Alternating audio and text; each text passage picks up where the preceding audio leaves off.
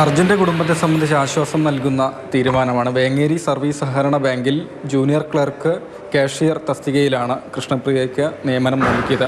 നമുക്ക് താൽക്കാലിക ആശ്വാസമാണ് ഈ ജോലി. എനിക്ക് അർജുൻ്റെ ഏറ്റവും കൂടുതൽ ആഗ്രഹിച്ചാണ് എനിക്കൊരു പണി എന്നുള്ളത്. അപ്പോൾ ആ സമയത്ത് അർജുൻ ഇല്ലാത്തത് ഭയങ്കര വിഷമമുണ്ട്. ജിതിൻ അവിടെ പോയി CM-നെ ഒക്കെ കണ്ടിരുന്നല്ലോ അല്ലേ? അതെ, CM-നെ കണ്ടിട്ടുണ്ടായിരുന്നു. അപ്പോൾ അവർ നമുക്ക് ഉറപ്പ് തന്നിട്ടുണ്ട്. ആളെ കണ്ടെത്തുക എന്നുള്ളതാണ് നമ്മുടെ ആവശ്യം.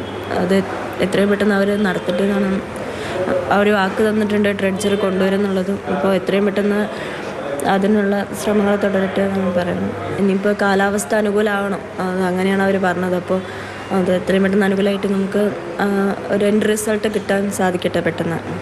നമ്മുടെ കൂടെ എല്ലാവരും നിന്നു. അറിഞ്ഞപ്പോൾ മുതൽ നമ്മുടെ കൂടെ ജനങ്ങളും സർക്കാരും മീഡിയയും എല്ലാവരും ഉണ്ടായിരുന്നു. അപ്പം നമുക്കിപ്പോൾ സഹകരണ ബാങ്കിൽ ജോലി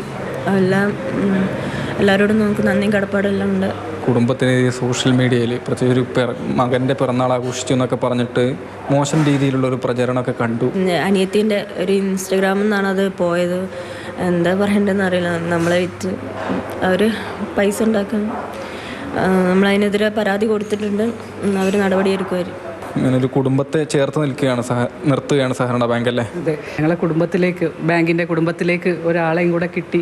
ഒരു നല്ല ഒരു ക്വാളിഫിക്കേഷനുള്ള ഒരാളെയാണല്ലോ കിട്ടിയിരിക്കുന്നത്.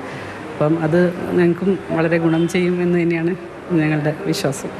വേങ്ങേരി സർവീസ് സഹകരണ ബാങ്കിൽ പുതിയ ജോലിയിലേക്ക് പ്രവേശിച്ചിരിക്കുകയാണ് കൃഷ്ണപ്രിയ. അപ്പം തന്നെ അർജുന് വേണ്ടിയുള്ള തിരച്ചിൽ ഗംഗാവലിപ്പുഴയിൽ വളരെ പെട്ടെന്ന് പുനരാരംഭിക്കണം എന്നൊരാവശ്യം കൂടിയാണ് ആവർത്തിച്ച് കുടുംബം മുന്നോട്ട് വയ്ക്കുന്നത്.